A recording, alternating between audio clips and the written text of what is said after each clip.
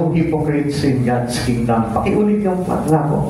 No hypocrites in God's kingdom. So, ibig sabihin, lahat ay totoo pagdating sa Panginoon. So, pero alam niyo po, ito pong hypocrisy, ay talagang common po yan, napakarapat po yan in many churches, hindi lamang po sa labas, kundi maging sa church po, inside church. Marami pong ganyan, kaya mapapansin po natin, ang katotohanan ay kailangan na kay Kristo po talaga po yan.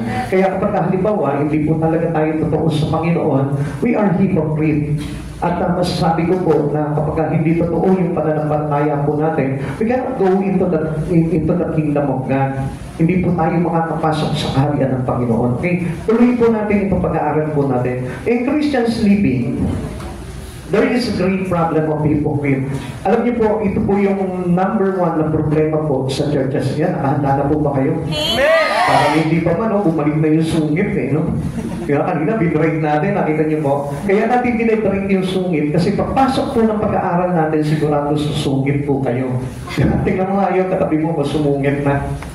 Yan, nakasimangot na ba?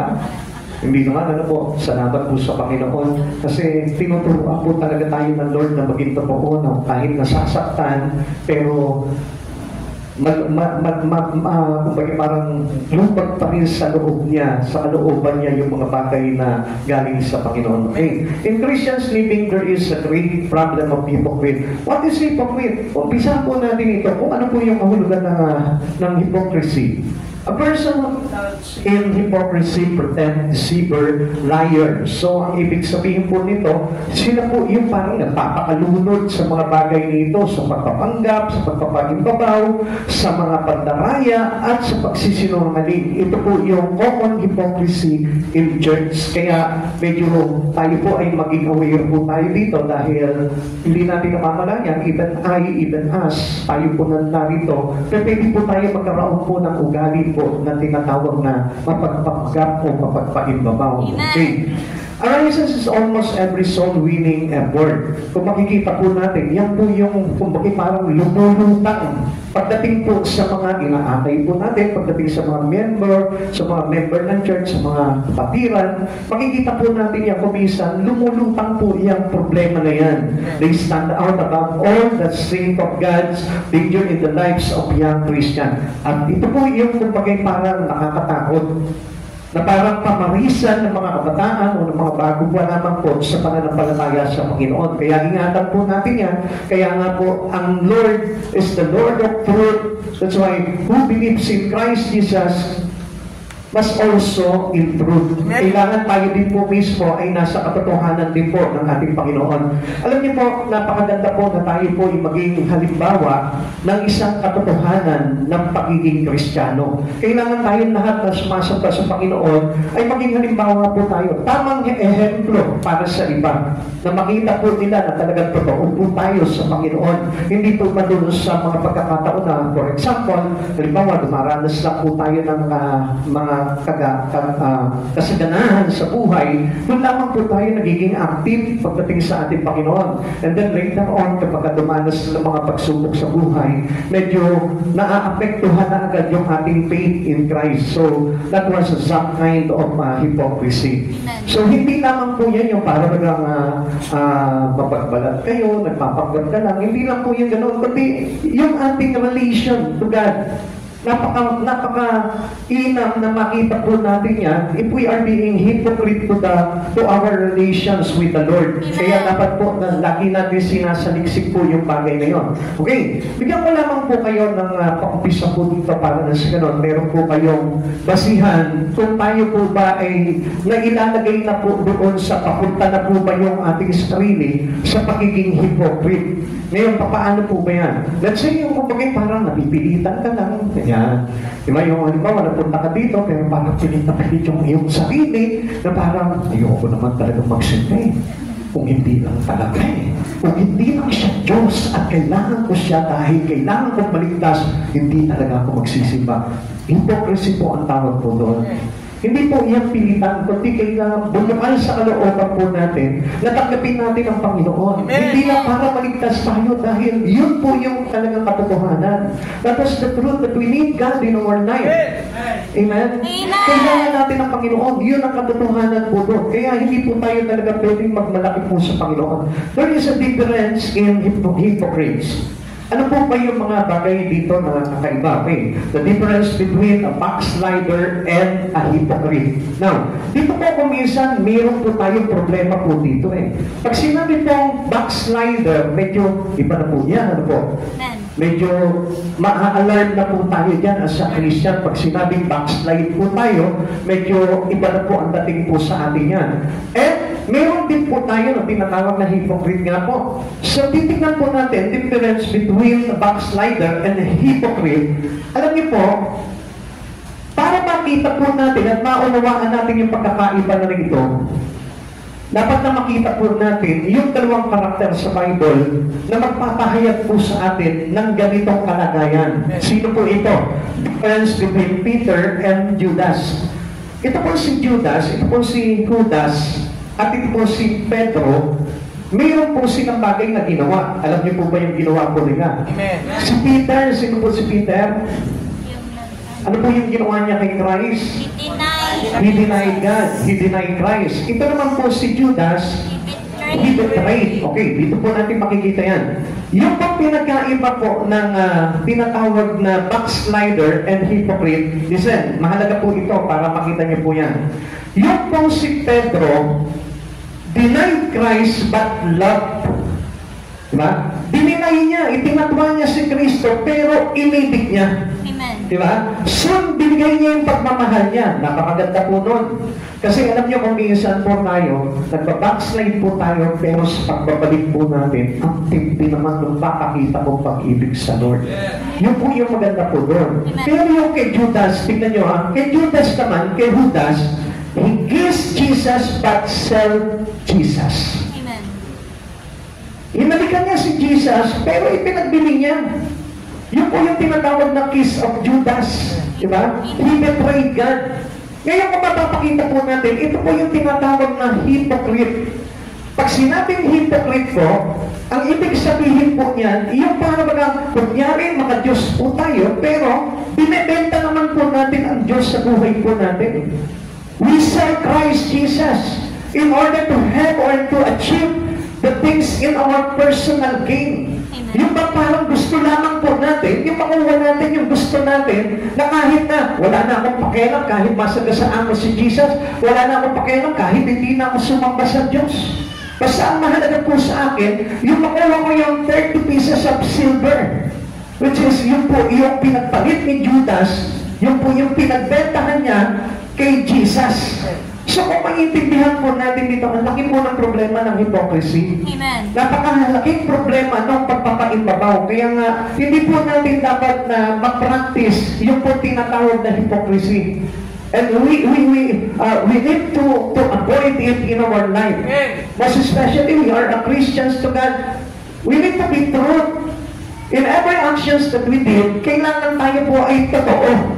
Kapag magpe-pray ka, kailangan totoo ka. Amen. Kapag naglilingkod ka sa Panginoon, kailangan totoo ka. Amen. Kapag tumatanggap ka ng words of God, kailangan totoo ka. Amen. Kapag nagbabasa ka ng Biblia, kailangan totoo ka. Amen. Kapag ikaw ay bumabati sa kapwa mo, kailangan totoo ka. Amen. Kasi alam niyo po, kapag hindi tayo totoo, mayroon po tayong tinatawag na pagpapanggap o pagpapaimbabaw, hindi po tayo makalugdan ng Panginoon. Amen. Even though they sin by many people, nakikita ng mga tao na tayo po ay nagsisimba, pero hindi naman po tayo totoo sa ating Panginoon, hindi natin tinatanggap yung salita niya, hindi tayo tumatanggap sa aral niya, hindi tayo tumatanggap ng mga bagay na pagbabago na gusto mangyari sa ating Panginoon. That was hypocrisy. Amen. At nakakasama po ito sa imahe ng mga Kristiyano na totoo na naglilingkod sa Panginoon. Kaya ang Diyos po mismo, He hates this kind of people.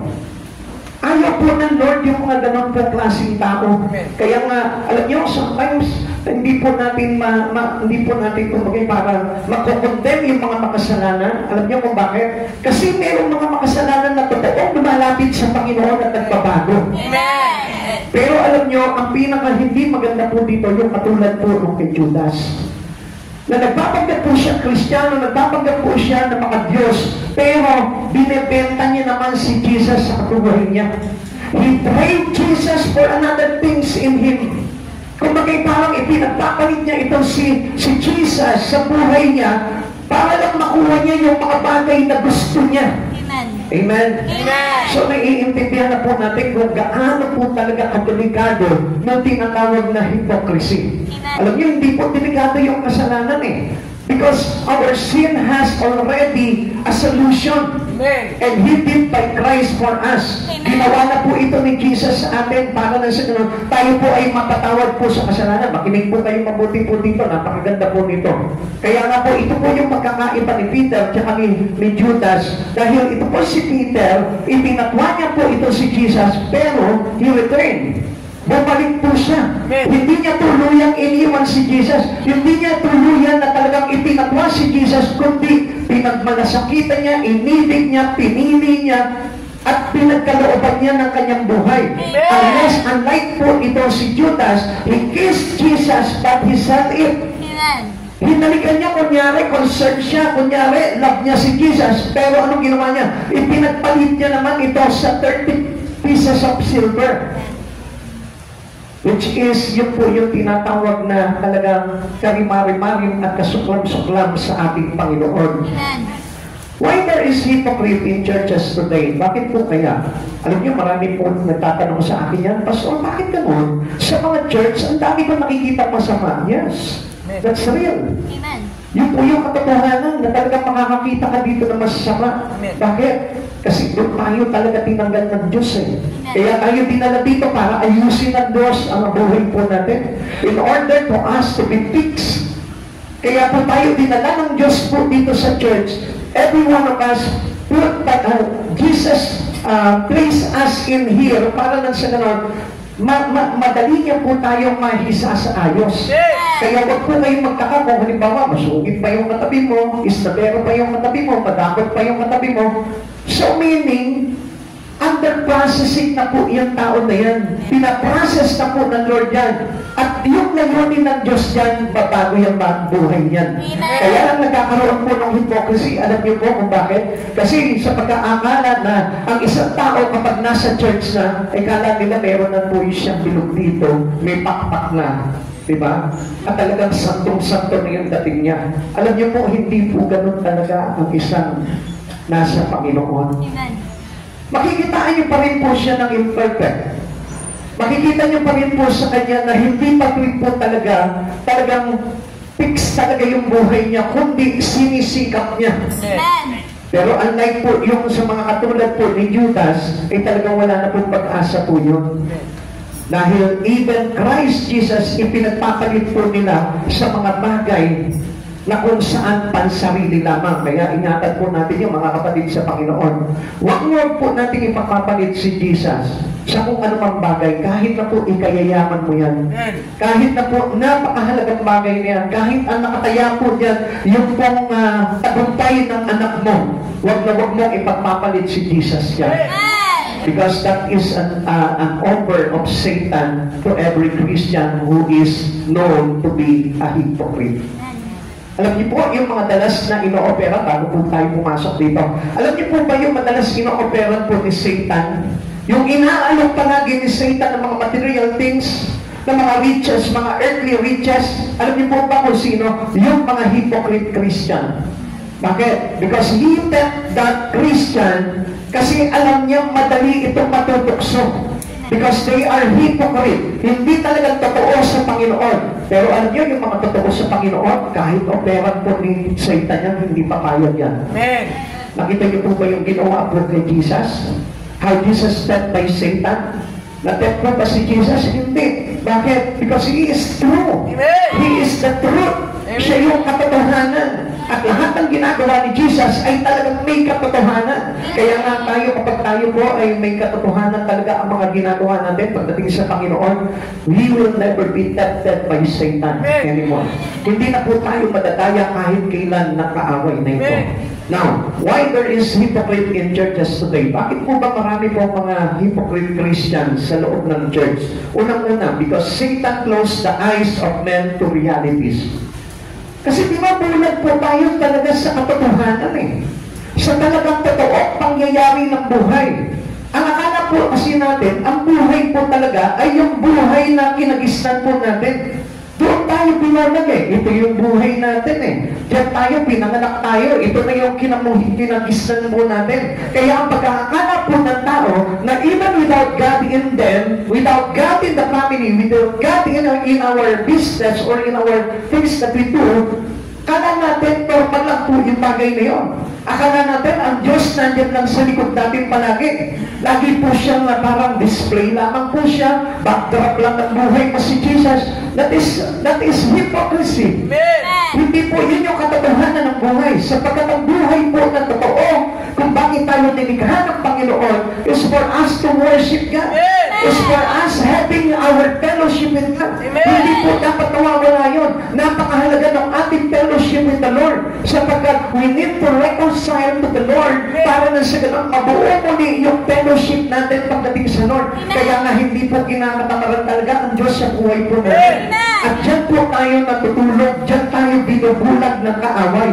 Ang sabi po dito ng verse 25, but while everyone was sleeping, his enemy came and sowed weeds among the wheat and went away. Tingnan niyo po sa Tagalog para makita po natin yan. Isang gabi, habang natutulog ang mga tao, dumating ang kanyang kaaway, nagasik na mapaniyo ang damo sa triguhan at saka umalis. Sa ano po ba ibig sabihin nitong habang natutulog? While we are being unaware in the truth in Christ Jesus, kapag tayo po ay walang kaalam-alam, hindi po tayo kumagay parang updated sa mga bagay pagtutungkol sa Panginoon. Updated lamang po tayo sa gadget. Updated lamang po tayo sa technology. Updated lamang po tayo sa chismis. Pero pagdating po sa mga bagay sa Panginoon, hindi tayo updated. At ito po yung napakahalaga po dito, na kailangan every one of us should be aware on whatever happens in this world right now. Alam niyo po ba, napakahalaga po niyan na hindi tayo tulog. Sapagkat yung sinasabi po dito na habang tutulog, ang ibig sabihin niya yung parang wala kang pakialam into the things in the Spirit, into the things in Christ Jesus. We are sleeping. Wala tayong interest. Yun po yung tinatawag na hypocrisy. Even though we are Christian, we are reading the Bible, we are listening to the words of God, but still, hindi tayo, kumbaga parang unwilling tayo sa mga bagay Panginoon. And that was hypocrisy. Corporate pa rin po yun ang tinatawag na pagpapaimbabaw ng isang Kristiyano. Many Christians today are unaware and blind. That's why Satan had an opportunity to sow weeds in you. Kaya po, ang bilis makapagtanim ng masamang binhi sa tao, ito pong kaaway dahil hindi po siya aware eh.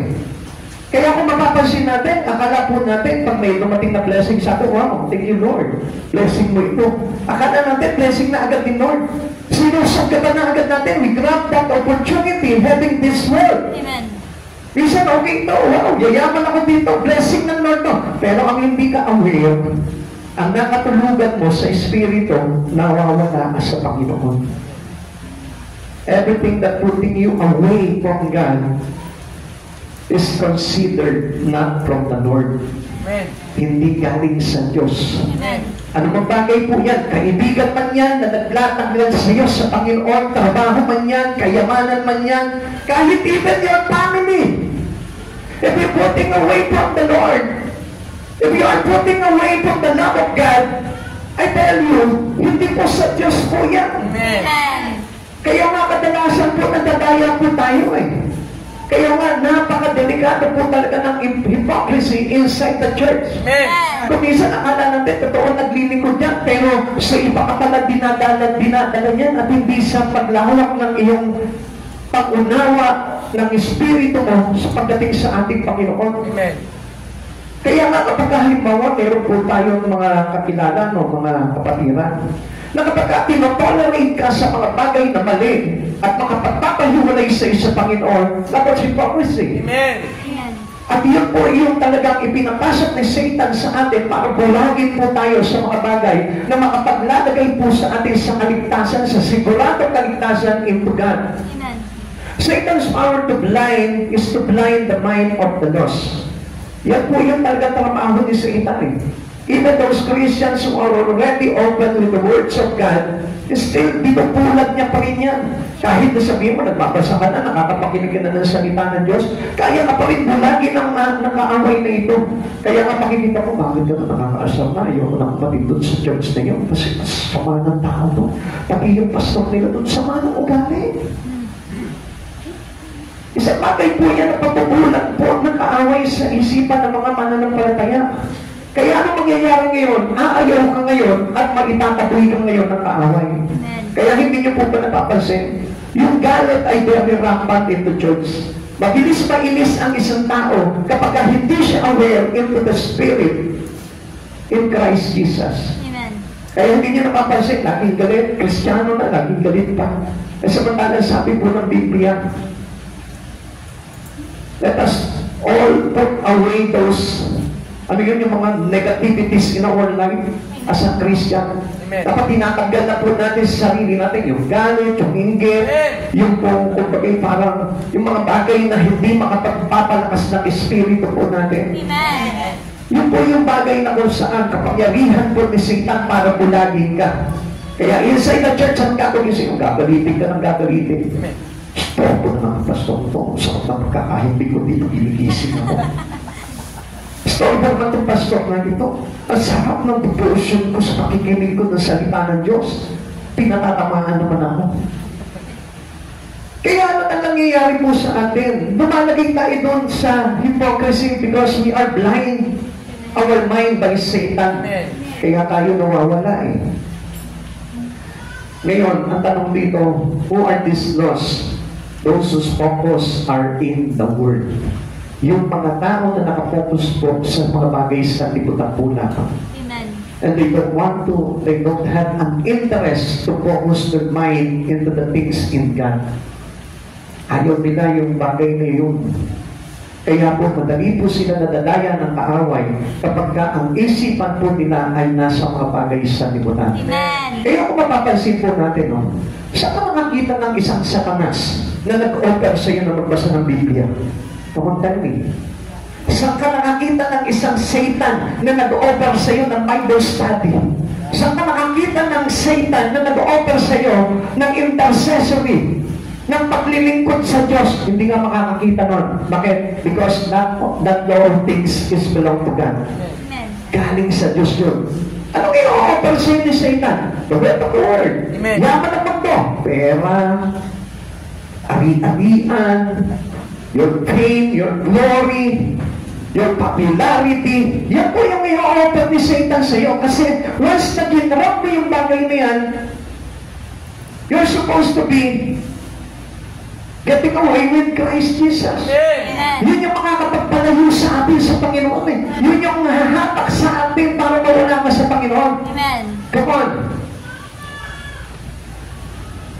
Isipin po natin mabuti. Nakasabaw hindi po kasi in this church. Hindi po ba totoo na kapag inopera ka ng mundo ng pera, nawawala ka sa Lord? Amen. Meron po ba dito yumaman? Sa pag-church niya ngayon, meron po ba dito yumaman? Parang wala eh, no? Tatanungin kita. Ulitin ko sa iyo. Doon pa sa trabaho natin sa mundo, meron ba yumaman? Ha? Meron, marami. Diba? Yumaman sila. Pero, how many Christian yumaman sa pag-church niya na? May nabalita kayo. Ha? Come on, tell me. Meron? Kung meron man, nasa na ngayon? Wala na. Wala na sa Lord. Alam niyo kung bakit? Because that was an offer of Satan. Amen. And don't be hypocrite. Tanggapin mo natin yung katotohanan na kapag ang mundo ang nag-offer sa iyo, hindi yan kay Jesus. Amen. Pero kapag ikaw mismo, nakikita mo that you become closer and more closer to Jesus at pinagpapala ang buhay mo at sa pagpapala ng Diyos na ito sa buhay mo, mas lalo mapapatigil yung mga bagay sa buhay mo kay Kristo, yun ang totoo. Amen. Amen. Wala po yung hypocrisy doon. Kasi masama na yumaman. Baka akala niyo po ba pinagbabawal dito sa church na ito ang pagyaman? Ako nga rin po, nagpipray ako doon, pagyaman po naman ako. Pero huwag sobra, baka makalimutan kita. Baka hindi na ako magpastor at ipilig ko na lang na kumita. Di ba? Kasi totoo naman eh. Amen. Kasi kung minsan, alam ng Diyos yung puso natin kung bakit hindi tayo pinapayaman eh. Don't be hypocrite. Kung mapapansin po natin dito, marami pa nagsasabi dito, Lord, payamanin mo lang ako, Lord, maglilingkod ako ng todo sa'yo. Totoo ba yun? Eh, yung wala kang awi-awian eh. Yung wala kang ng trabaho, hindi ka makapaglingkod sa Panginoon, tapos sasabihin mo, kapag yumaman ka, maglilingkod ka, eh, paano yung mga itatayo mo negosyo? Bahala sila dyan. Magkakalaga ako ng tao dyan. Eh, paano kung halimbawa nakikita mo na hindi kumikita yung negosyo mo at lahat ng kita na pupunta doon sa katiwala mo, anong gagawin mo? Ako nakatapago dyan para hindi na ako manakawan. Tama mo ba, mali? Tama po. Uy, nakatuwa nga na siya. Parang hindi na talaga matanggap eh. Pero yun po yung katotohanan po doon. Amen. Kaya nga po maraming hypocrisy inside the church because of this kind of things in our life. Dahil dito sa mga bagay na ito, nabububulan po sa ating karamihan. Alam niyo mga kapatid sa Panginoon, why don't you decide to get wealth or to get wealthy upon Christ Jesus? Yung payamanin ka ng Diyos. Yung papalain ka ng Diyos. At unang-unang dapat na i-request mo sa Panginoon, Lord, pagyamanin mo ang Espiritu mo. Pagyamanin mo yung relasyon ko sa iyo. Pagyamanin mo yung devotion ko. Pagyamanin mo yung prayer life ko. Pagyamanin mo yung aking Bible reading. Pagyamanin mo yung devotion ko. And then later on, hindi mahirap na payamanin ka ng Diyos. Amen? Kasi ang ayaw lang naman kasi ng Panginoon, wala ka sa Kanya eh. Yun lang naman talaga ina-avoid ng Lord sa atin. Amen. At alam niyo po ba, marami po mga tao inside the church nagulat po dito sa mga bagay na ito. Kasi ang akala po nila, kapag pinayaman na po sila, akala nila man talaga maibibigay po nila yung buhay nila sa Panginoon. Ang hindi po nila alam, ang mga mayayaman busy. Amen. Ang mga mayayaman, abala po sa mundo.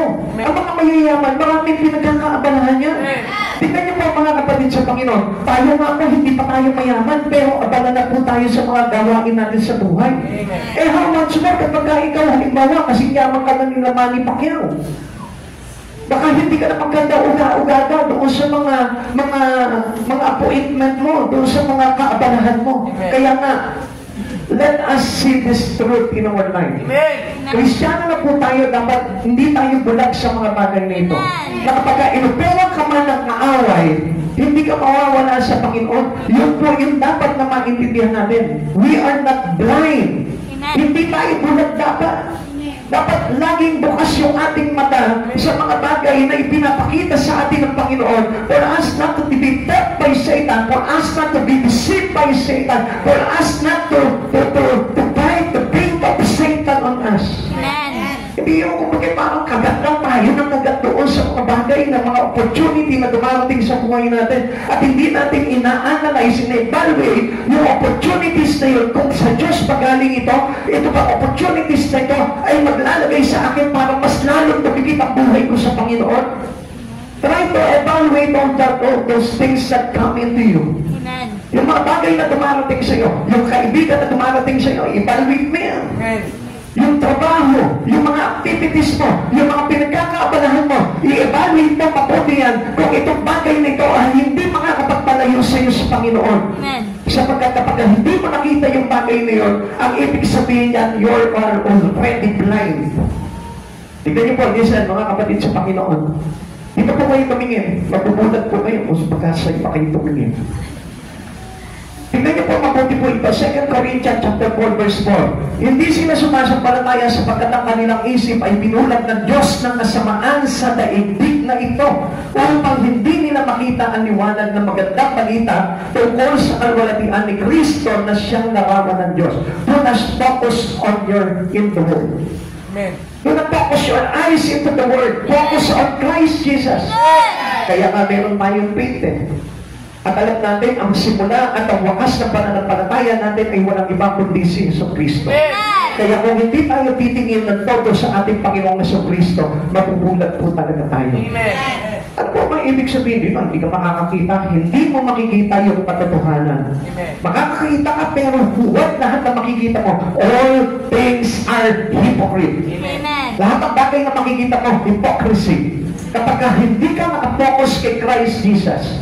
Kaya nga, every Christian should focus his eyes into Christ Jesus. Kailangan po tayo nakapokus po sa Panginoong Jesucristo. Dito po kayo tumingin, mga kapatid sa Panginoon. Dalawang klase po ng hypocrite. Ano po ba itong dalawang klase na ito?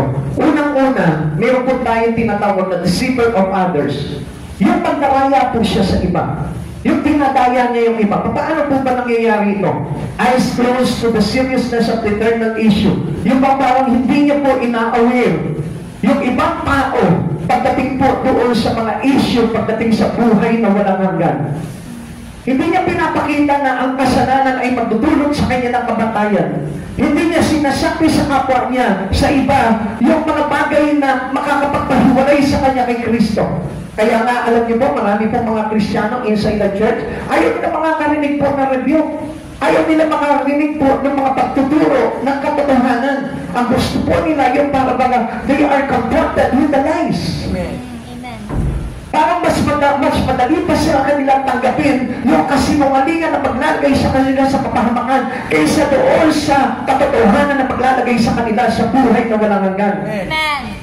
The eyes are closed to the holy character of the Lord. Bulag po sila doon sa mga bagay na yun. Kaya nga po, they don't have an interest into the holiness of God. Wala po silang kung bakit parang ka-interest sa mga bagay na banal. Kaya kung mapapansin niyo po, di ba? Parang marami po tao sa panahon po natin ngayon, tinutungayaw lamang po yung mga gawaing katanalan. Hindi niyo po ba napapansin, mga kapatid sa Panginoon, kapag na-experience mo that you pray and yung magkaroon po tayo na masama po kayo doon sa mga street preaching po nila, makikita mo yung mga dumadaan, pinagtatawanan na po sila. They are full of map. Nakita niyo na talagang ini-insult po nila yung mga bagay na ipinapahayag na banal. Amen. Bakit? Because they have no interest according to the holiness of God. Ayaw nila yun. Pero pag-usapan mo yung mga kwentong buhay, yung mga bagay na tungkol sa pagkita, yung mga bagay na tungkol sa buhay na may buhay, makikita ko, interesado sila. Pag napadaan ka doon, may nakikita kang tumpukan, makikita ko, makikitumpok din kahit wala siyang kinalaman. Amen. Amen. O nakakakita kayo ng ganyan, di ba? Amen. Ako nga, nung araw, ganyan ako, chismoso rin po ako nung araw. Pag nakakita ko ng kwentuhan doon, uusisahin ko yan, pupunta ako. Hindi ko naman kilala kung ano yung mga bagay na yun. Alam niyo, naalala ko nga po nung araw, meron po akong pamangkin. Meron lamang po na nangyaring aksidente doon sa kanto namin. Ay, grabe ko nawa agad ng cellphone. Sinelpon agad, pinicturean agad yung mga nakahambusay doon. Ayun, pinagalitan ng pulis. Sabi ng pulis sa kanya, nauna ka ba sa amin? Diba? Pagdating sa mga ganong bagay, na walang kinalaman para sa paglago ng espiritu, doon po tayo interesado. Eh sabihin mo, alam mo ba yung balita kay Catherine Bernardo? Ano yun? Ano nangyari kay Catherine? Wala, kumain sila sa labas. Ayos na kumain. Masyado tayong fokus pagdating sa pag-ano. Pero pagdating sa halimbawa, uy, alam mo ba, nag-church ako kanina. Ha? They don't have an interest on it. Pagdating sa mga bagay patungkol sa Panginoon, wala silang interest. Pero pag tinanong mo yan, huwag ka makalimot sa Diyos. Ay, hindi ako nakakalimot sa Diyos. Lagi naman ang puso ko ang Diyos. Sa katunayan nga, at 5 beses ako mag-pray araw-araw. Di ba? Nakita niyo po yun? That was some kind of hypocrisy. Kaya nga, sarado yung ating mata, bulag yung ating mata, pagdating po sa talagang katotohanan. Kaya nga, alam niyo po mga kapatid sa Panginoon, dapat na tayo po mismo makilala natin yung katotohanan sa buhay natin. Not only to attend church, kundi dapat talaga, let us put our life into the truth in Christ Jesus. Ilagay mo yung sarili mo sa katotohanan. Huwag doon sa mga bagay, pwede naman panahin ka doon eh. Ang kinukuha natin, alam niyo mga kapatid sa Panginoon, alam niyo po kung ano yung ginagaya po natin, yung mga bagay na mali eh.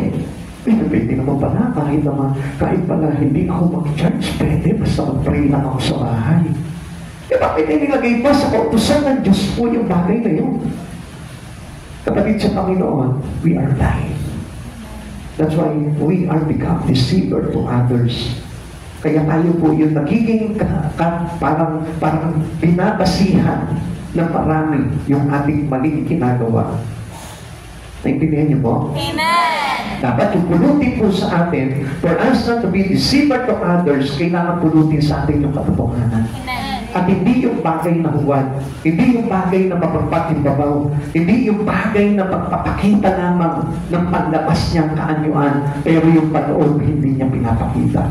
Amen. Amen. Mateo chapter 23 verse 14, kakapagabag kayo mga tagapagturo ng kautusan at mga pariseyo, mga papakunwari, inuubos ninyo ang kabuhayan ng mga biyuda at ang idinadahilan ninyo ang pagdarasal ng mahahaba dahil dito'y lalo pang bibigat ang parusa sa inyo ng Diyos. Mga kapatid sa Panginoon, ito po kasi yung larawan ng mga pariseyo noong araw. Yung mga pariseyo, they are religious person. And they believe na nasa kanila talaga ang Lord. Pero hindi nila kilala si Jesus. Alam nila yung mga kautusan, pero hindi nila ginagawa ito at hindi nakikita sa kanilang mga tao. Kaya nga mga kapatid sa Panginoon, if you are reading and listening to the words of God, make sure na ginagawa mo ito. Make sure na naglalagay sa iyo ito ng pagbabago ng buhay mo. Huwag kang aatin ng church tapos hindi mababago ang buhay mo. Huwag kang aatin ng church, makikinig ng salita ng Diyos, magbabasa ng Biblia, pero walang pagbabago nangyayari sa buhay mo. Because ang resulta po nun is hypocrisy. Magiging pagpapaimbabaw lamang po yun. They consider as a religious person only, but nothing changed in your life. Ang pinakamahalaga po doon yung may pagbabago.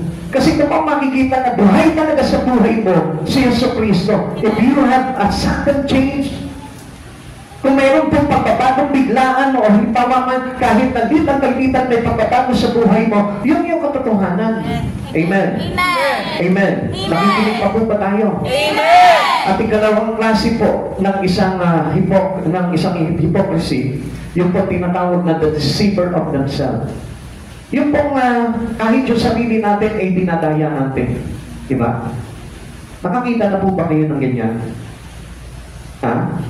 Sino po dito yung nakakita na ng ganyan yung pati sarili niya dinadaya? Bigyan ko kayo ng example. Maglabas ka ng salamin. Ano sasabihin mo pag nakita mo yung sarili mo sa salamin? Ang ganda ko talaga. Dinaya mo yung sarili mo. Joke lang yun. Kasi serious na kayo. Diba? Diba minsan kahit na hindi naman talaga, naku, ganda-ganda talaga ng ilong mo. Kung ano yung bagay na hindi maganda sa kanya, di ba, yun yung pinupuri niya. Ay, yung kanyang kilay. Di ba? Halos, akala ko sinugid na lang. Ganda talaga ng kilay. Yung mga ganun, pinupuri. Yun yung mga deceiver of themselves na tinatawag. Amen? At parang hindi na po tayo. Amen, ano? Kaya sa akin kasi tayo kumisa sa plastikan kami. Bakit sabihin mo na lang, maganda ka. Ay, hindi. Mapapakialam nila, sarili mo yan. Hindi, sa totoo lang naman talaga, wala naman po talagang pangit. Sabihin mo sa kapatid mo, hindi ka pangit.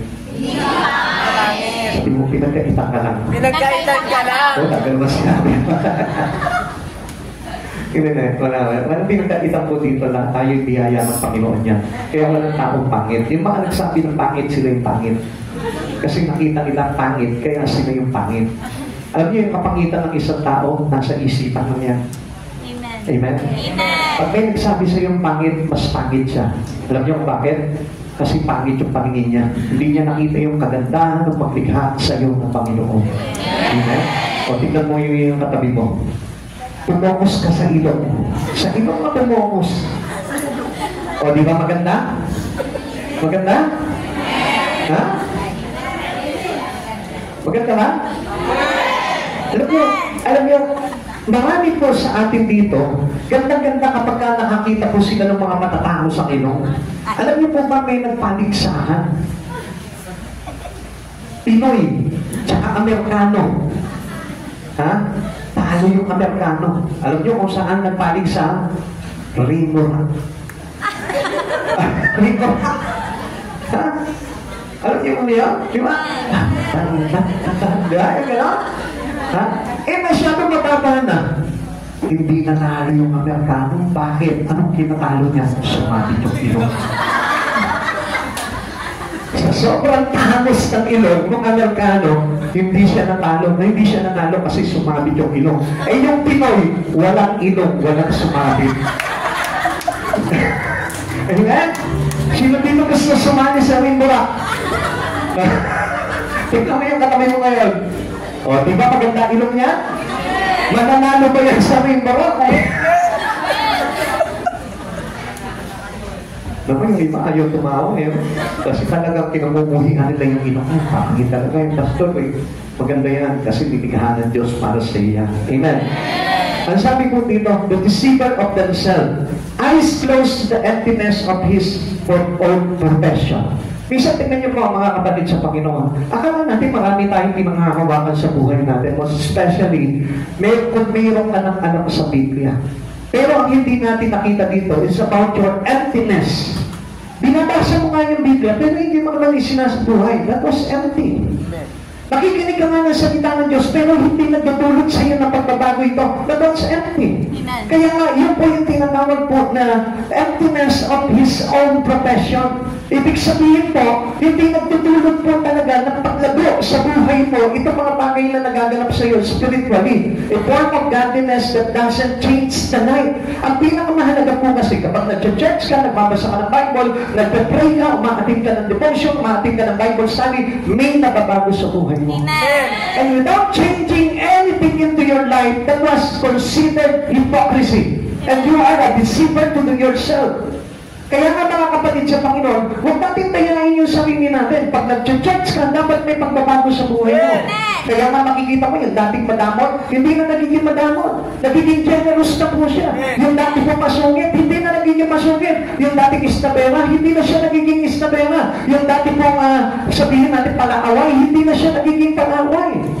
Yung dating laging laman ng chismisa, hindi na siya nagiging laman ng chismisa. Lagi na siya laman ng intercessory, lagi na siya laman ng prayer, lagi na siya naman ng Bible study. Bakit? Because it changed already.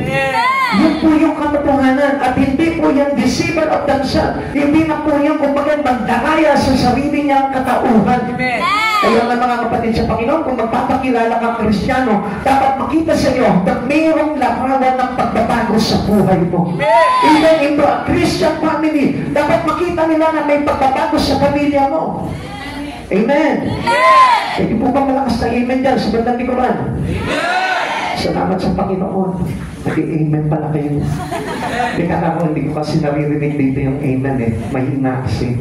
Yan. Pero yun po yung katotohanan po dyan. It changed not only outside but also inside. Nababago po yung palabas natin, nababago din po yung panloob natin. Hindi lamang kumbaga halimbawa, naging Kristiyano ka, nagbago yung pananamit mo, nagbago yung suklay mo ng buhok, nagbago po yung iyong paglakad, yung mga kilos mo, pero yung panloob hindi nabago. It has nothing to be changed. Wala pa rin pagbabago po yun. Dahil ang totoo talaga nagbabago, unang-unang dapat nagbabago sa atin. Kahit hindi mabago yung itsura mo, kahit hindi mabago yung pananamit mo, basta ang unang mabago sa iyo, yung espiritu mo, yung relasyon mo kay Kristo na develop na at nagkaroon ka na nito, yun po yung totoong pagbabago. Kaya hindi nyo po napapansin, marami po mga Kristiyano ayaw tumanggap ng disiplina. Why? Because only yung nagbago sa kanila ay pandabas lamang. Pero alam niyo po, yung mga tao na, yung mga Kristiyano na tumatanggap talaga ng disiplina ng Diyos, alam niyo po ba, yun yung nagbago ng totoo dahil yung kanilang kalooban ang nabago po doon. Their spirit change. Yun po yung kapagin totoo na naglilingkod, yung totoo sa pagdating sa ating Panginoon. Kaya nga mga kapatid sa Panginoon, ingatan po natin yung bagay niyo. Sabi po kasi dito, tignan nyo ha, if only our outside ang nabago lamang po sa atin, alam niyo po ba na hindi rin po tayo magiging katanggap-tanggap sa Panginoon? Bakit? Ano po ba sabi po ng Mateo 7:21 to 22? Hindi lahat na tumatawag sa akin, Panginoon ay papasok sa kaharian ng langit, kundi ang mga tao lamang na sumusunod sa kalooban ng aking amang nasa langit. Sa araw ng pag-uukom, marami ang magsasabi sa akin, Panginoon, hindi po ba kami nagpahayag ng mga mensahe mula sa Diyos? nagpalayas ng mga demonyo at gumawa ng mga himala sa iyong pangalan, ngunit sasabihin ko sa kanila, hindi ko kayo nakikilala, lumayo kayo sa akin, kayo mga gumagawa ng kasamaan. Listen, mga kapatid sa Panginoon, the Lord our God considered what you are doing. Tatanggapin niya yung iyong mga ginagawa pagdating sa Kanya, pagdating sa glory ng Diyos. Pero ang hindi niya tatanggapin, yung kaluluwa mo. Bakit? If we are being hypocrite, gumagawa nga tayo sa Panginoon pero wala naman changes na nangyayari sa buhay natin, still rejected pa rin tayo sa Lord. Amen. We cannot enter the kingdom of God. Kaya nga po marami naglilingkod sa Panginoon, they are not secured to be saved already. Alam niyo kung bakit? Kasi unless na hindi niya talaga ginawa ng buong katotohanan, yung hinihingi pagbabago ng Diyos sa buhay niya, I tell you, hindi pa rin ito papapasukin sa kaharian ng langit. Amen.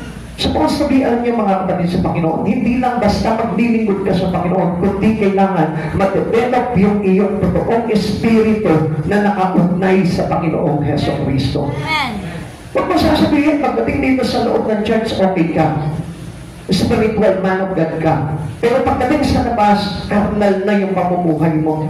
At hindi na ayon sa kalooban ng Diyos, kundi ayon na lamang sa kalooban ng sanlibutan. Kaya nga mga kapatid sa Panginoon, we do serving but still no changes in lives. It is hypocrisy. Amen.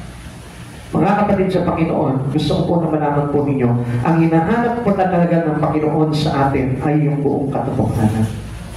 We are submitting and surrendering all our life into Christ Jesus. Amen. Our whole life, yung buo ng buhay natin. Hindi po yung partial lang, hindi yung part lamang ng buhay natin, kundi yung buong buo. Yun ang kailangan mabago sa atin. Okay, bakit po meron mga hypocrites sa church?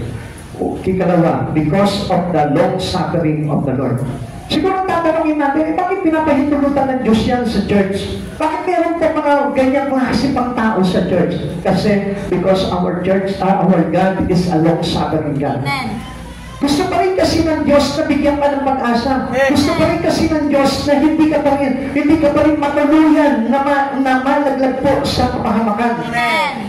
Ang gusto ko kasi ng Panginoon po talaga, kahit na yung mga masasama, gusto ng Lord na maligtas. Amen. Kaya nga po, alam nyo, ang Word po is available to everyone. Amen. Available siya sa akin, sa iyo, sa atin lahat, sa mga tao sa paligid po natin. Available ang Panginoon po doon. Dahil gusto niya talaga, i-offer talaga yung kaligtasan sa iyo. Amen. Not only to those who wanted to be changed, but also to those people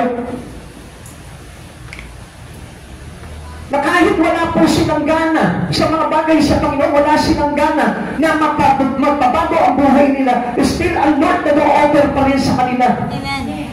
Kaya nga po mong iisipin na masama ka na.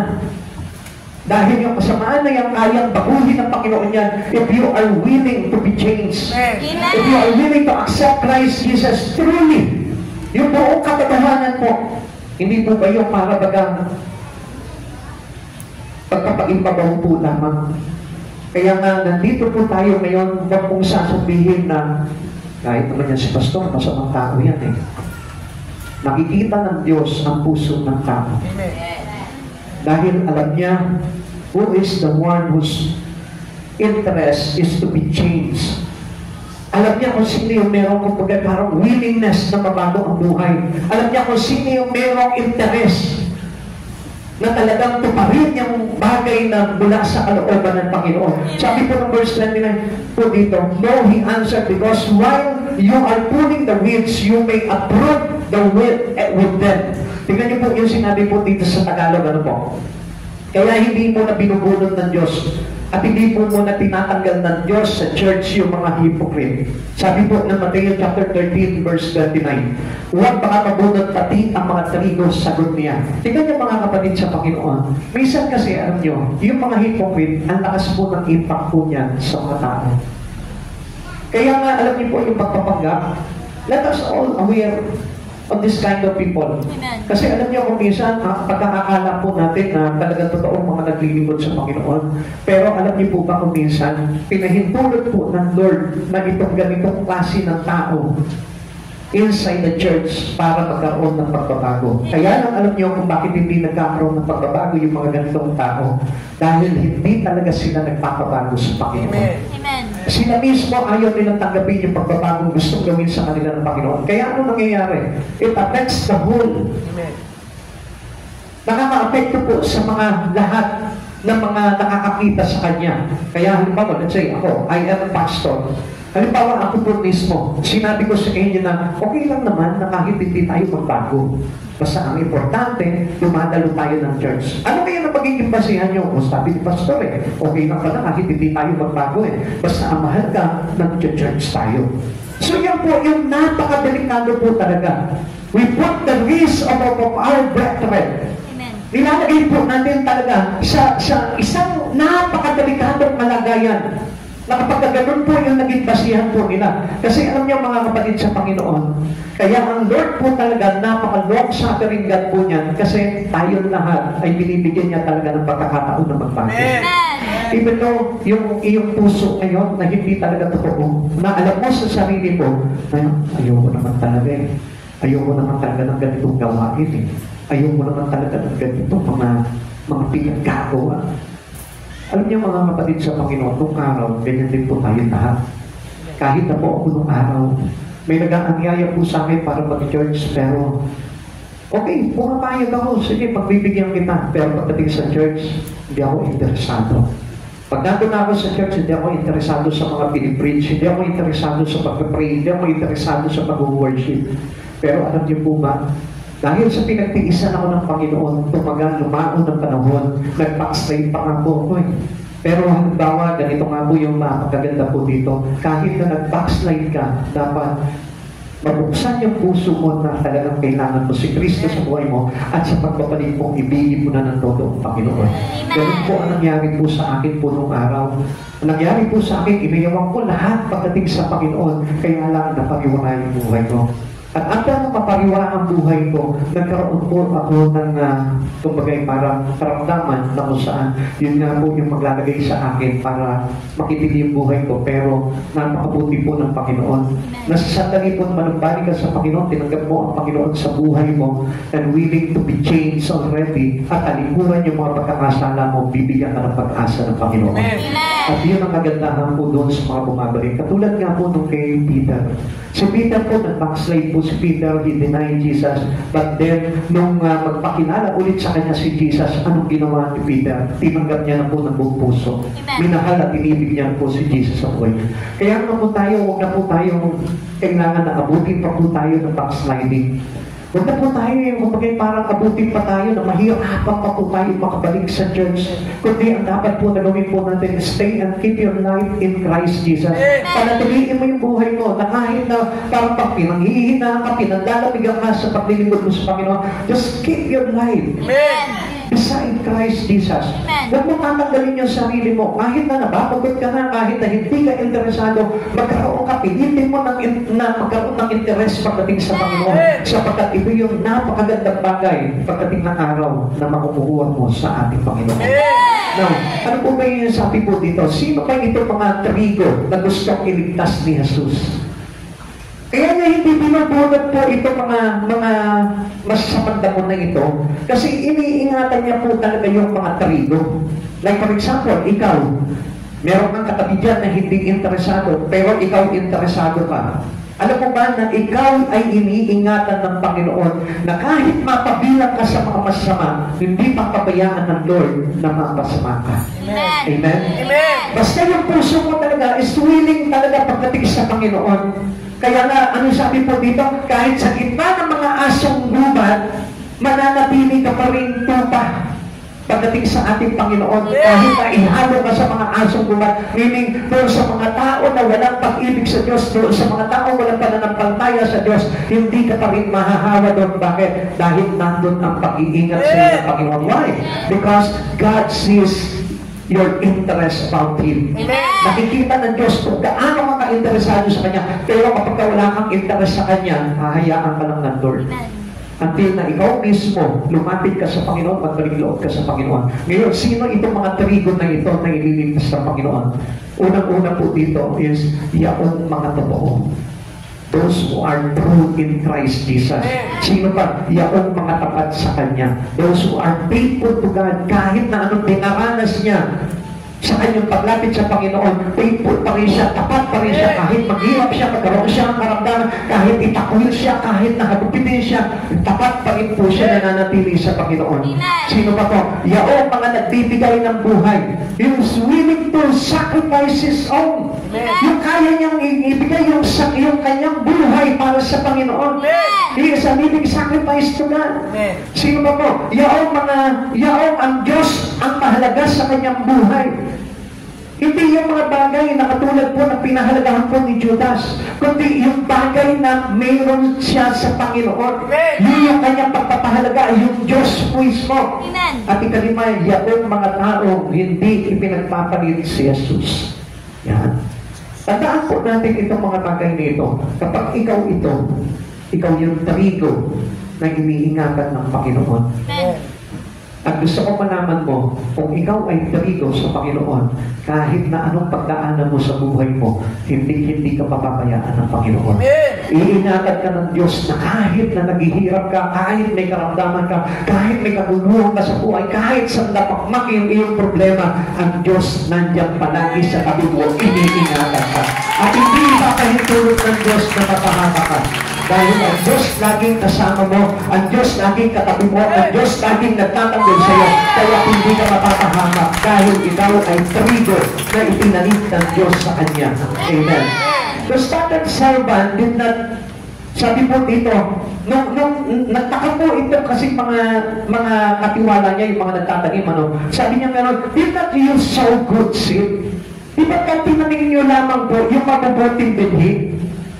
Pero ano po sabi po dito, ano po yung pinapakita po dito? Indicates real surprise and perplexity. Minsan ganyan din po tayo sa church eh. Bakit gano'n? Church yan bakit mayroong gano'ng ugali? Yeah. Madalas yan po yung tanong po natin. Hindi po ba na madalas may nagtatanong sa atin, halimbawa, let's say, bago ka sa church, bakit gano'n? Kung isang sister doon ang sama ng ugali, huwag ka mag-alala. Nasa process na ng Lord po yun. Basta pinasok ka ng Diyos dito sa church na ito at ikaw mismo, ibinigay mo yung buhay mo, sinuko mo sa Panginoon, under process ka na. At makikita mo isang araw, aayusin ng Lord yung buhay mo. At makikita mo mailalagay ka into an organized life which is related na sa ating Panginoon. Sabi po nila galing din dito, gulat na gulat po itong mga nagtanim na ito eh. Didn't so and so come to know the Lord? Tingnan niyo po, meron po ba mga bagay na ligid sa kaalaman po ng Panginoon? Ang sabi po, ito mga nagtanong po sa Kanya, hindi po ba mabuting binhi lamang ang inyong itinanim? Bakit meron ngayong mga damo? Bakit meron ngayong mga masasamang binhi na tumubo? Kasabay po nitong trigo na itinanim po ninyo. Sabi po ng Mateo 13:37, kaya pumunta ang mga utusan sa may-ari ng bukid at nagtanong, hindi pa ba mabuting binhi lamang ang inihasik ninyo sa inyong bukid? Bakit po may damo ngayon? Kaya kung mapapansin po natin, minsan sa buhay po natin, minsan sa buhay po natin, tinuturo natin si Jesus, which means itinanim tayo ng Diyos. Pero, bakit lumalaon parang mayroong mga bagay na masama na tumutubo sa katauhan natin? Because of the devil. Because of Satan. Sabi ko po nga po sa inyo, makinig po kayo, kapag ang isang Kristiyano hindi aware sa mga bagay sa Espiritu, ang kaaway, natataniman tayo ng masamang binhi. At yung mga masamang binhi na yun, it is the character and the attitude that is not from the Lord. Amen. So kung mapapansin po natin, ang Lord, tayo'y tinataniman ng mabubuting binhi. Like for example, it is the fruit of the Spirit. Ano po yun? Yung iyong kagalakan, yung iyong pag-ibig, yung iyong katapatan, yung iyong kahinangunan, yung iyong kabaitan, yung kabutihan. Yung mga bagay na yun, itinatanim sa isang tao yun. Na lumalapit sa Panginoon. Kaya lang, bakit ganun, Pastor? Bakit marami akong nakikita ng magagagawa na ng church, pero bakit merong mga inggitera ba dyan? Meron pa mga chismosa? Meron pa mga sakin? Meron pa damot? Kasi nga, kapag hindi tayo aware sa mga bagay na ginagawa ng kaaway, meron gano'n. Amen. Sabi mo sa katabi mo, meron gano'n. Meron ganon. Kaya kailangan maging aware po tayo spiritually. Kaya nga, let us focus our spirit into the Lord. Pag nakapokus tayo sa Panginoon, maa-avoid natin na mataliman tayo ng mga masasamang binhi na ito. Kaya nga, hindi po natin dapat na ipawalang bahala po yung pagiging Kristiyano po natin. Do not be hypocrite Christian. Ang hypocrite Christian lang, pagpapakita lamang po niya. Amen. Pagpapakita lang yan, born again ako kasi pumapasok ako sa church, pero hindi siya aware. Born again ako kasi nagpa-pray na kami, pero hindi siya aware. Born again ako, lagi ako nagbabasa ng Biblia, pero hindi siya aware. Kaya nga, yung ating pagiging awareness pagdating sa mga bagay na itinuturo sa atin ng Panginoon, yun yung maglalagay sa atin para tayo ay magmistulang mabubuting binhi sa Panginoon. Amen. Until Christ come, makikita niya na mabuting binhi pa rin tayo. Amen. Amen. Amen. Amen. It is God enthusiastic desire for church purity.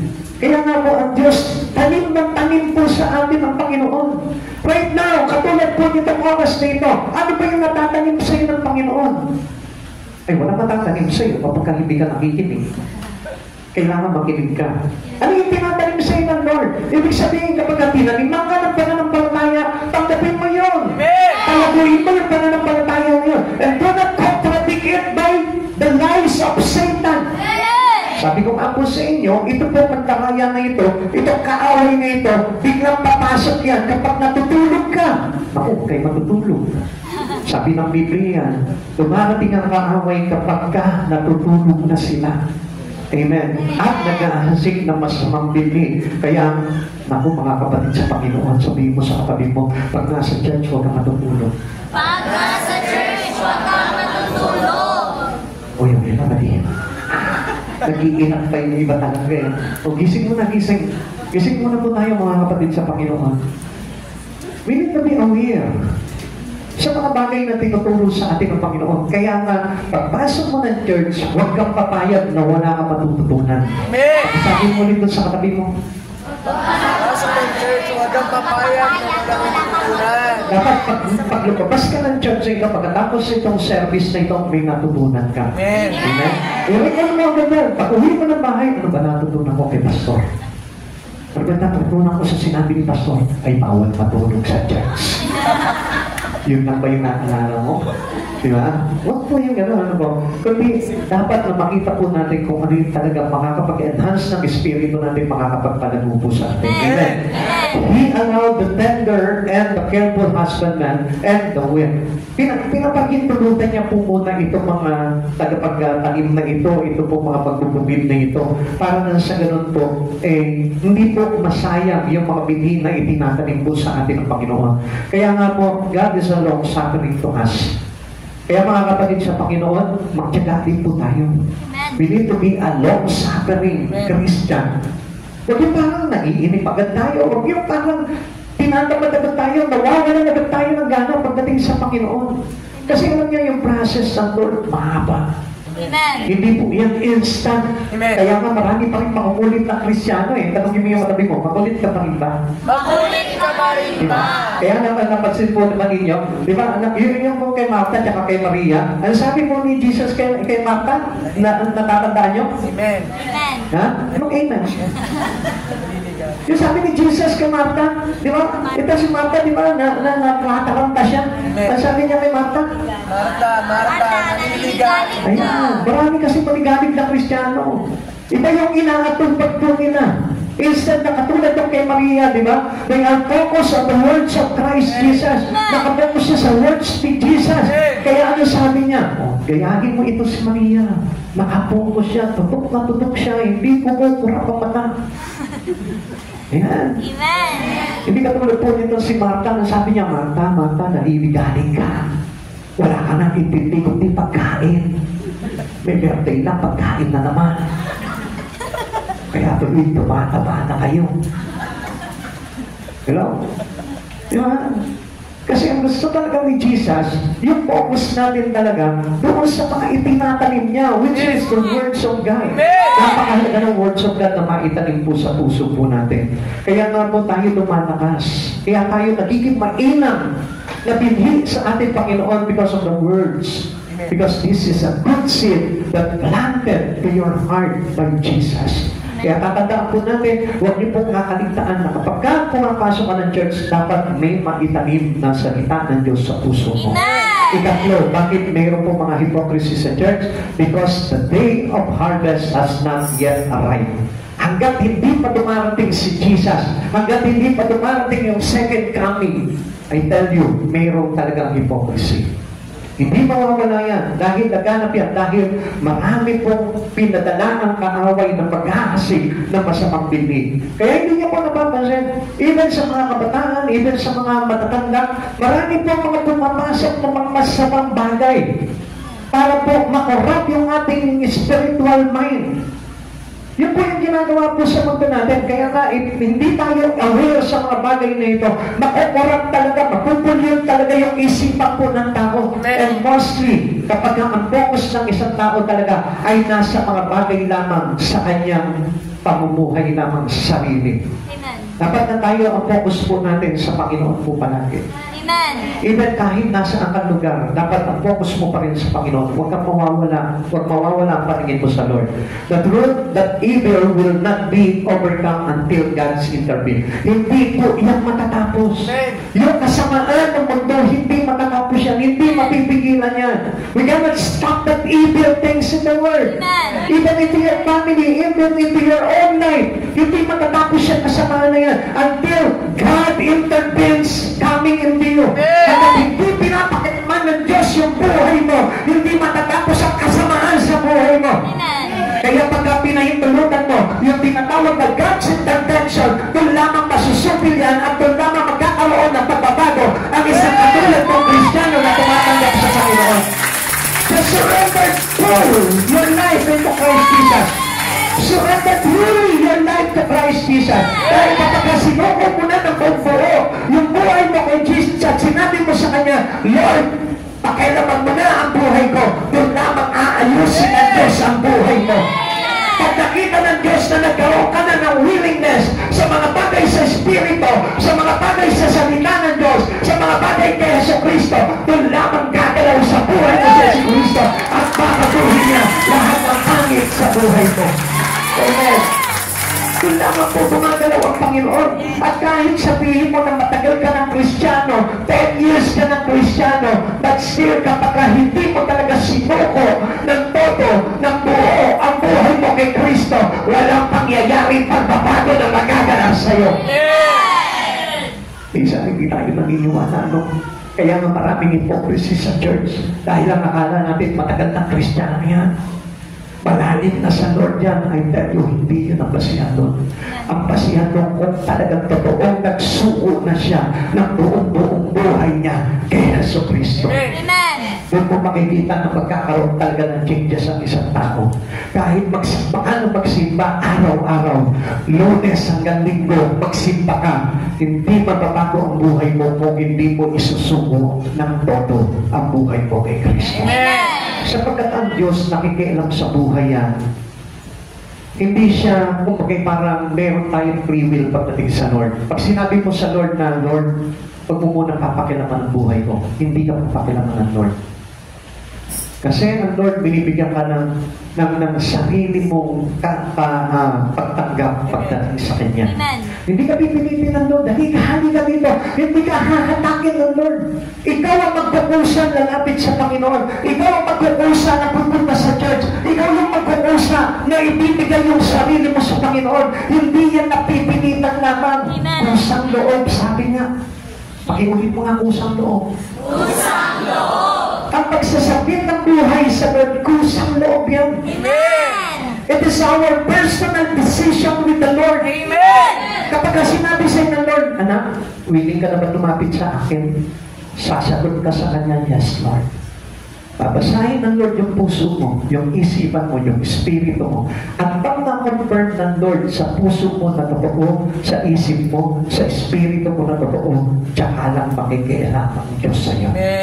At doon mo makikita na mayroon na nagbabago sa isang tao. Amen. Yung dating magaspang niyang ugali, nagiging pino. Yung dating masamang kalooban niya, nagiging mabuti. Yung dating maruming isipan niya, nagiging malinis. Yung dating parang ang buhay niya ay nasa kahalayan ng mundo, nagiging kabanalan na kay Kristo Jesus. Amen. Doon mo makikita ang katotohanan ng isang Kristiyano. Kaya masasabi po natin na hindi basihan talaga ang tagal ng isang Kristiyano kung hindi talaga nagsusuko ng buhay sa Panginoon. Amen. Mga kapatid sa Panginoon, hinihintay tayo ng Lord. He wants to intervene your life. Kaya lang, sabihin mo sa Kanya kung ready ka na. Pag ready ka na, sabihin mo sa Panginoon, Lord, I am ready. Pakilaman mo buhay ko, makikita mo, unti-unti, magugulat ka na mabago na yung buhay mo. Amen. Yung dating wala kang ka-interest mag-church, makikita mo, nagkakaroon ka ng willingness. Na wala pang Sunday, Friday pa lang, apurado ka na, nag-aayos ka na, sana Sunday na, sana Sunday na. Yung bang nasa trabaho ka, tapos gusto mo lang umuwi para makapagbasa ng Bible, yun na po yung design ng puso mo. Amen. Mas uunahin mo na yung Bible mo kaysa sa cellphone mo. Mas uunahin mo na yung pakikinig ng mga preaching kaysa sa Netflix mo. Ganun na yung magiging desire natin, which means nakikialam na sa buhay mo si Jesus. And that was God's intervention happens already into you. Mateo chapter 13 verse 30. Hayaan na lamang ninyong lumago kapwa ang damo at ang trigo hanggang sa anihan. Sa pag-aani, sasabihin ko sa mga tagapag-aani, ipunin po na ninyo ang mga damo at inyong pagbikis-bikisin at saka sunugin, pagkatapos ipunin naman ninyo ang trigo sa aking kamani. Mga kapatid sa Panginoon, those hypocrites in the church, soon pagdating ng Panginoon, itatapon niya sa impyerno. Sapagkat ang mga damo classified as an evil seed into the church. At yung evil seed na yun, which is the hypocrisy of a Christian inside church, yun yung pagpipikis-pikisin niya at susunugin niya doon sa kahilalig-hilalig. Kaya mga kapatid sa Panginoon, it is very important for us to be true into Christ Jesus. Magpakatotoo po tayo. Ibigin mo ang mabuti, kabuhian mo ang masama. Ibigin mo ang kabanalan, kabuhian mo ang kahalayan. Ibigin mo ang mga bagay na panlangit, kabuhian mo ang mga bagay na panlupa. Sapagkat ang mga umiibig kay Kristo Jesus, kailan may hindi mapapahata. Amen. Amen. Amen. Hypocrite gets by and perhaps prosper until harvest. Kaya nga kung mapapansin po natin, kuminsan parang nadidisip tayo. Bakit gano'n? Bakit sila? Wala naman sila sa land, pero pinagpapala sila. Bakit sila? Hindi naman sila pala sinta, pero pinagpapala sila. Come on, basahin po natin sa aklat po ng Psalm 73 para maintindihan po natin. Okay, sabi po dito sa aklat po ng Awit, verse 73, okay, open your Bible. Basahin po natin sama-sama. Okay, sabi po dito, kay buti ng Diyos sa taong matuwid, ang lahat ng tao, ang puso'y malinis, ngunit ang sarili halos madubilas ng ako'y matapak sa lupang madulas. Pagkat ang palalo'y inggit akong kusa, at ang biglang yaman ng mga masama, hindi na nagdaranas ng kaunting hirap, ngunit masisiglang kaaway malalakas. Di tulad ng ibang naghihirap ng labis, di nila dinaranas ang buhay na gipit. Tingnan niyo po dito, ito po sa una pong si praise po dito, nainggit siya doon sa mga tao masama, na kung saan pinagpapala pa ng Panginoon. Tingnan niyo po yung attitude po nito. Okay, but later, nababago po yung kaisipan po dito ni David. Okay, sabi po dito, verse 6, ang pagmamalaki ay kinukwintas at ang dinaramit nila ay pagdarahas. Ang tibok ng puso ay pawang kasamaan. Ang masasama rin ang nasa isipan. Yung ibang tao ay pinagtatawanan, labis kaambog, ang layo ng buhay at ang pang-aapi sa kapway nila lang. Diyos man nasa langit ay tinutungayaw, labis kong mag-utos sa mga nilalang. Kaya sumusunod pati lingkod ng Diyos, ano bang sabihin, paniniwalang lubos. Kaya nga po dito kung minsan, puro kasamaan po yung ginagawa ginagawa nito, even though they know God, pero still they mock God. Ini-insult nila, tinutungayaw pa rin nila ang Panginoon. Alam niyo po ba kung paano po natin tinutungayaw ang Panginoon? Kapag tayo po ay nagmamalaki sa Panginoon, kapag tayo po, kung bagay parang nawawala ng interest sa mga bagay sa Panginoon, at ang pinagbibigyan natin ng interest yung mga bagay na pamumuhay lamang dito sa mundong ito. Kaya nga yun po yung kinaingitan po dito na may akda Kinaingitan niya yung pagyaman ng mga masasama, pero hindi niya po kinaingitan at hindi niya nakita yung kagandahan at kabutihan ng Diyos sa kanilang buhay. Tuloy po natin, verse 11. Ang sabi, si Yahweh walang nalalaman, walang malay ang kataas-taasan. Ang mga masasamang ito'y ang kapara, di na nagkukulang ay naghahanap pa. Samantalang ako, malinis ang palad, hindi nagkasalat, lubos na nag-iingat ang aking natamoy kabigo ang lahat. Diyos, pinagtiis mo ako ng maluwat. Sa tuwing umaga ay parusa ang gawad. Kung ang mga ito ang aking sasabihin sa lingkod mo, ako'y magtataksil. Kaya sinikap ko, ito'y saliksikin, mahirap-hirap man, ito'y unawain. Gayunman sa templo doon ako natuklas na ang masama ay napapahamak. Dito sa verse 17, pinapakita po dito na kapag nagkaroon na siya ng kaunawaan pagdating sa Panginoon, malalaman niya at maiintindihan niya kung ano talaga yung bagay na mabuting mainam. Makikita niya dito na hindi pala ang tao ay nabubuhay lamang sa karangyaan ng mundo, kundi ang mahalaga pa nga sa isang tao, yung tayo po ay nabubuhay sa piling ng ating Panginoon na may lalang sa aming buhay. Verse 17, gayon man sa templo mo itoong natuklas na ang masasamay mapapahamak, dinala mo sila sa dakong madulas upang malubos na kanilang pagbagsak. Walang amumugabog, sila ay mawawasak, kakilakilabot yaong naging wakas. Parang panaginip ng ako'y magising yaong ang iyon nila'y nilimot ng takbig. Nang aking iniisip at hindi mapalagay ang ang damdamin ko'y labis na nasasaktan. Di ko maunawa para akong hangal sa iyong harapay, hayop ang kapara. Gayon pa kay laging kasama mo ako. Sa aking paglakad ay inaakay mo. Ang mga payo mo umaakay sa akin, marangal na ako'y iyong tatanggapin. Sino pa sa langit, kundi ikaw lamang. At maging sa lupa aking kailangan. Puso't kaluluwa ko'y kung nanghihina man, ang Diyos ang lakas ko, tanging kailangan, yaong hihiwalay sa iyo'y mamamatay, at ang tataksil wawasaking tunay, ngunit sa sarili ay ang hangarin ko sa piling ng Diyos ay doon madako sa piling ni Yahweh, ako'y mapanatag at ang kanyang ginawa'y aking ihahayag. Yung last verse po dito, napakaganda po talaga, kung uunawain po natin. Kung mauunawaan po natin ito, anong sabi po dito? Sino pa sa langit, kundi ikaw lamang at maging sa lupa aking kailangan. Puso't kaluluwa ko, kung nangihina man ang Diyos ang lakas kong tanging kailangan. Hindi po siya, kumbaga parang nanatili lamang po na nag-iinggit sa yaman ng mundo, kundi na-realize niya yung kahalagahan ng kailangan niya ang Panginoon sa buhay niya. Mga kapatid sa Panginoon, this is how God teaching us. Dito tayo tinuturuan ng Panginoon. Minsan, ang akalagaan mo po natin, mahalaga lang ang kayamanan ng mundo. Pero hindi natin nakita ang kahalagahan ng Diyos sa buhay natin. Sa langit at sa lupa, sino ang kailangan natin? Kundi ang Panginoon po lamang. Kaya nga mga kapatid sa Panginoon, huwag mong intindihin kung ano mang bagay na meron sila. Ang intindihin mo yung meron ka ngayon. At ano ba yung bagay na meron ka?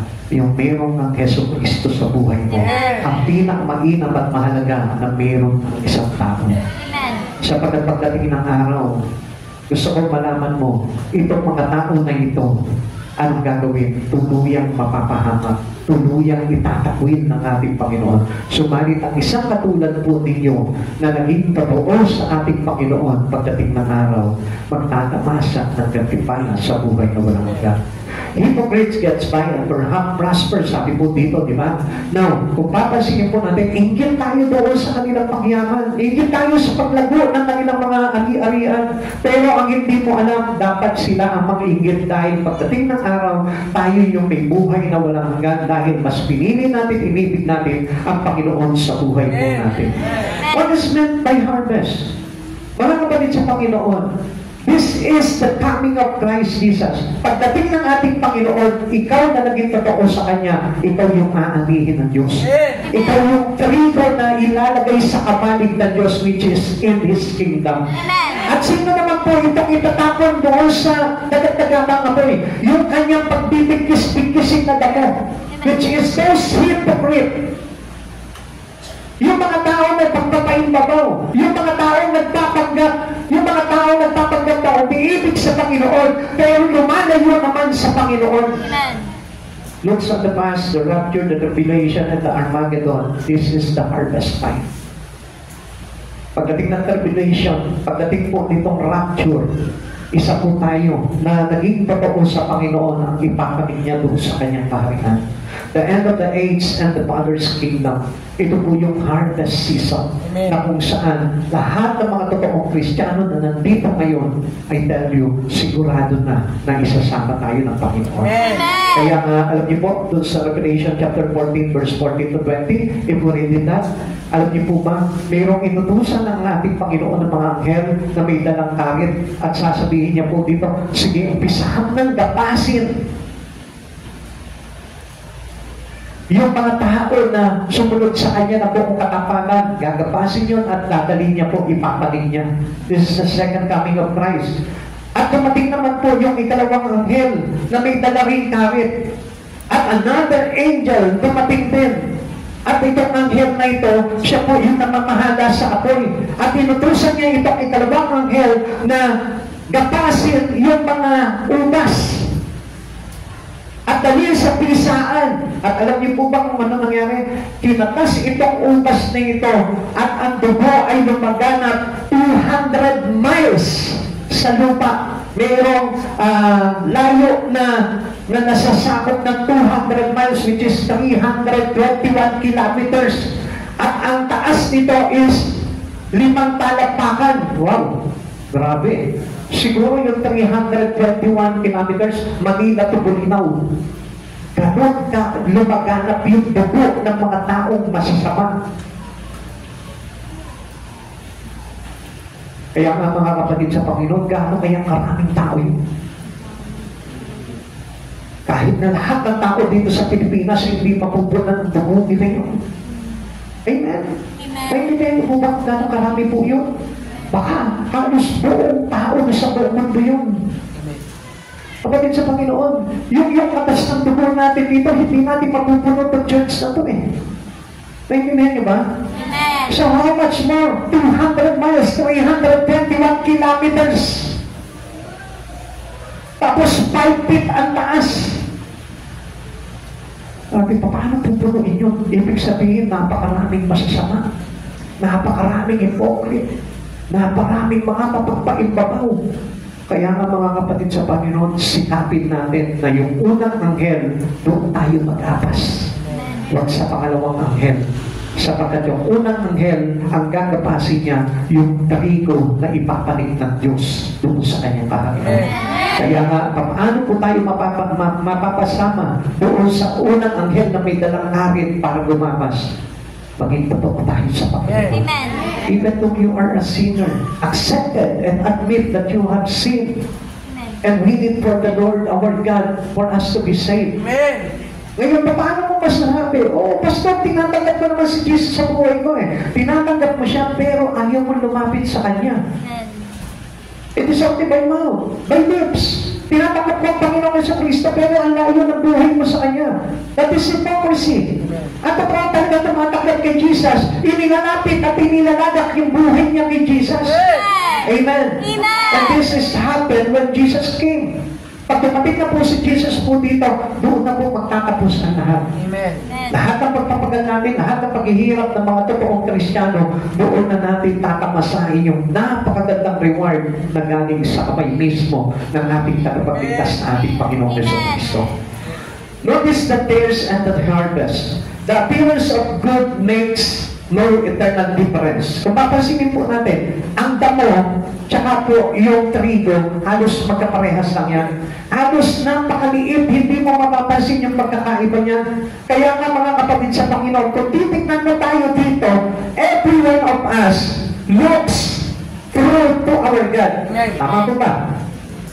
Kung titignan mo po tayo dito, tignan niyo po, bawat paligid po natin. Kung titignan mo yan, parang totoo talaga sa Panginoon. Panginoon. Amen.